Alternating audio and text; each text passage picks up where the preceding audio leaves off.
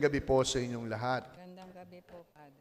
Tayo ay nagpapatuloy sa Bread of Life Discourse mula sa Ebanghelyo ni San Juan.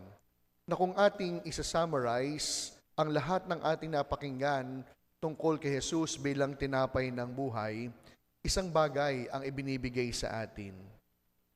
Ang Jesus na muling nabuhay, dumarating sa atin. Ito'y sa pamamagitan bilang tinapay na siyang alay para sa ating buhay.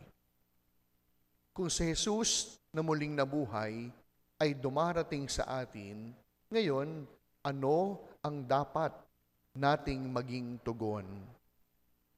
What is our proper response to this coming of the risen Christ in our midst? Alam niyo, napakaganda nung dalawang pagbasa. Sapagkat sa unang pagbasa, napakinggan natin ang dramatikong pagbabagong buhay ni Saul, na kung saan si Jesus na kanyang nakasalubong sa daan patungong Damascus ay dumating sa anong paraan? Sa pamamagitan ng pagsasalita. Jesus came to Saul in the first reading in the form of speaking. Kaya nga hindi ba, anong sabi sa unang pagbasa? Saul, Saul. Sino po kayo? Ang sabi ni Saul, ako ang iyong tinutugis. Pansinin po ninyo, sa kabila ng pagiging bulag ni Saul, meron siyang kakayahang makarinig. Kaya ngayon makikita natin ang misteryo na muling pagkabuhay ni Jesus, ang bagong paraan ng pagtingin, pakikinig. The other way of seeing is by hearing. And it is indeed the art that we need, or response rather, as we welcome Jesus in our lives. Kaya nga po, kahit po sa pagkabulag ni Saul, nakaya niyang sundan si Jesus. Di ba? Inutusan siya, magtungo kay Ananias. Doon mo makakamtan ang iyong kagalingan.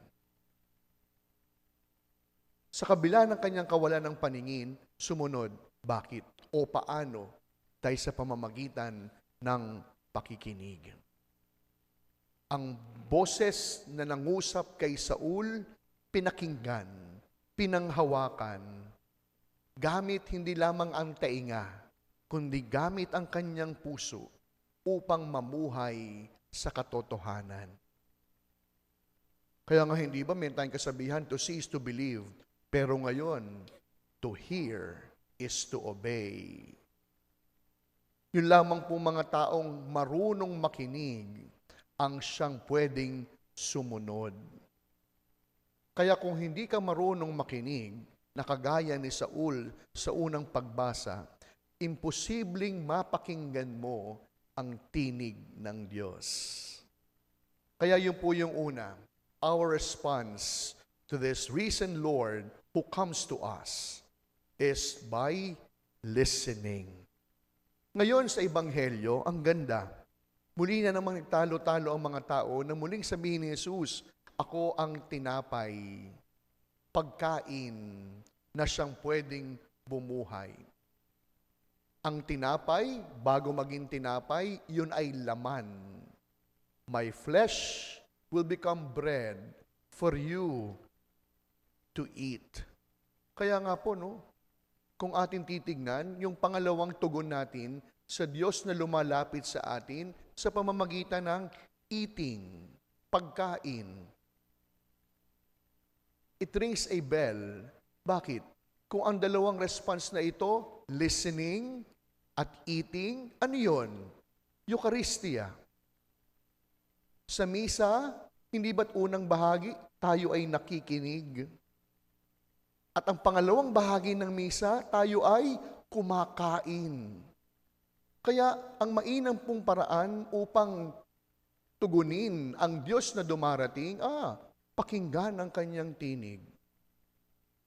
Kainin ang kanyang laman.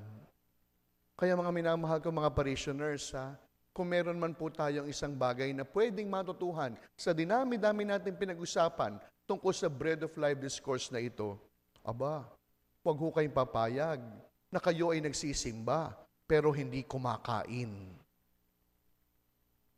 Alam nyo, tabi-tabi po ha, dito sa atin, no? Minsan mapapansin ko, pag panahon na ng komunyon, lalabas na. Hindi pa tapos ang misa, wala pang final blessing, aalis na. Kaya minsan naalala ko, sino nga ba yung unang umalis noong huling hapunan? Kayo may sabi niya, ha? Kaya ibig sabihin, ang panahon ng Eucharistia ay hindi lamang pakikinig. Ang Eucharistia ay pagkain din. That is why, when we become Eucharistic in a way, no? Eucharistic, dahil nakikinig, kumakain, hindi lamang sa misa, pwedeng pakinggan ng Diyos. Kahit nasa bus, kahit nasa opisina, kahit naglalakad sa kalye, pwedeng pakinggan ang tinig ni Jesus. Nang sa gayon, ang tinig na ating napakinggan, ang siyang laman na naging tinapay na ating tatanggapin at pagsasaluhan. Kaya alam ninyo, no?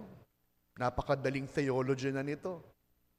Mahirap mang maunawaan ang Bread of Life discourse, pero simple. Si Jesus dumarating bilang pagkain. Ang pagkain, kinakain. Si Jesus dumarating, nagsasalita. At ang kanyang pagsasalita, dapat pinakikinggan. Sapagkat hindi man natin makita, pero kung ang puso ay handang makinig, ang tawag doon, pananampalataya. Kaya sa pagpapatuloy po ng ating misa, huwag po kayong maumay sa Bread of Life discourse. Marami pa.